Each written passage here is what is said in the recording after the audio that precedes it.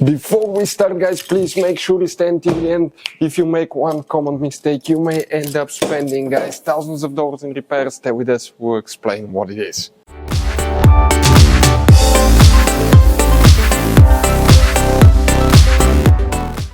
Hey guys, welcome back to Auto Repair, guys. Super quick helpful video for any of you having problems where power steering does not work on Mercedes C Class generation W204. Guys, please do not waste your money until you watch that video.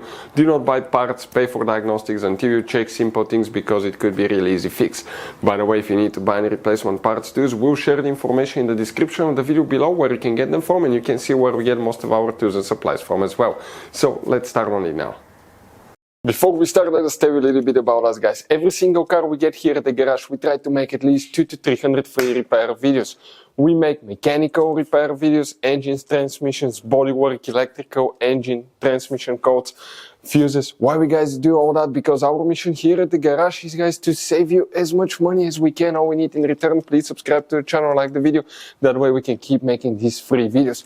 And guys, check out our YouTube channels. We have more than 17,000 free repair videos that can save you thousands of dollars in future repairs. So let's start on it now. Guys, what we need to check? First, we need to check one fuse. Now, that fuse, guys, could be responsible for the steering angle sensor as well. That could actually mess with the power steering. So we will explain where it's located. That fuse you need to check. Now, you will have some hidden fuse boxes in that car that 9 out of 10 owners do not know where they're located. That's why, guys, we made one special video to help you. It's on our YouTube channel. It's called Mercedes W204 Fuse Box Location and Diagram. Check it out. It's a video people told us save them thousands of dollars in repairs. And what we guys need to do now here, we need to come to the driver's side and open that fuse box right here.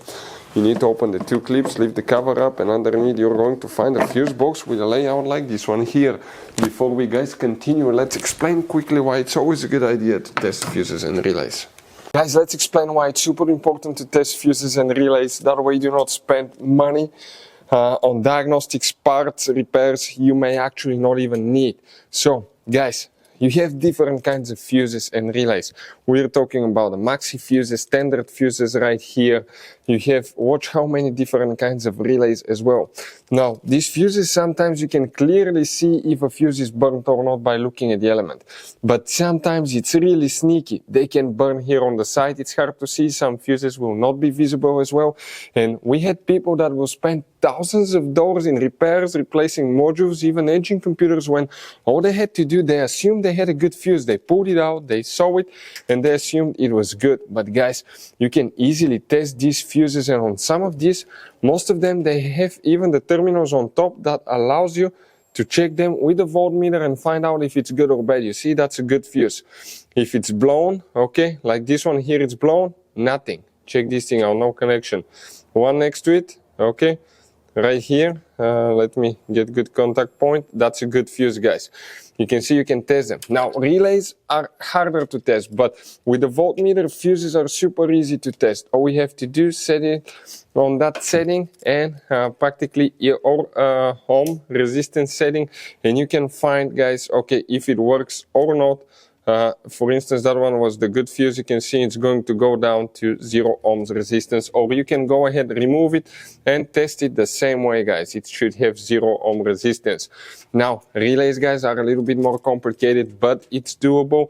It will take you a minute or two to find out how to do that. Now, we'll put, guys, links to a video that will explain how to test relays, how to test fuses, which battery terminal you need to reconnect and disconnect first if you're doing repairs, because that can cause modules to burn as well, and that can cost you thousands of dollars in repair. Check out the videos, they will be in the description of the video below. So let's start on it now. And here, guys, the fuse that we need to check, it's all the way in the back, okay, all the way in the back, behind that relay, okay. Let's move the fingers here. You see that fuse, guys? Okay, right there. That's fuse number 36. Check that fuse, guys. Now, this Mercedes C Class generation doesn't use the electric power steering pump. You just have a regular power steering. So you need to check your power steering level as well. If you don't have fluid, that can cause the power steering to quit working. And the loss of fluid could be caused by leaking, guys. Okay, leaking hoses or power steering pump. Next, the power steering pump is driven, it's right here by the serpentine belt. So if the belt falls off, you're going to lose your power steering. But if you keep driving, you're going to overheat the engine because the belt actually turns the water pump too. Another thing, okay, if you replaced power steering pump and it still does not work, you need to bleed the power steering pump. If you do not bleed the power steering pump, you will get air bubbles in the system. As a result, that can damage the pump and your power steering will not work. So we have a special video on our YouTube channel, how to bleed power steering pump. Check it out. It will teach you guys how to do that step by step. But those are some of the most common things we see here at the garage. In this Mercedes W204, you're going to have all kinds of different fuses and relays that sometimes are hard to find. And if you're in the middle of nowhere, you may have a hard time finding one, guys. Replacement one, you may be stuck. It happened to us. So what we usually do, we buy some spare ones and we put in the glove box for a peace of mind. We'll share a link where you can get them at a really good price, quick shipping. That way you do not waste money and time. That link will be in the description of the video below. Check it out for your convenience. Hopefully, guys, the video will be helpful. Thank you for watching and see you next time.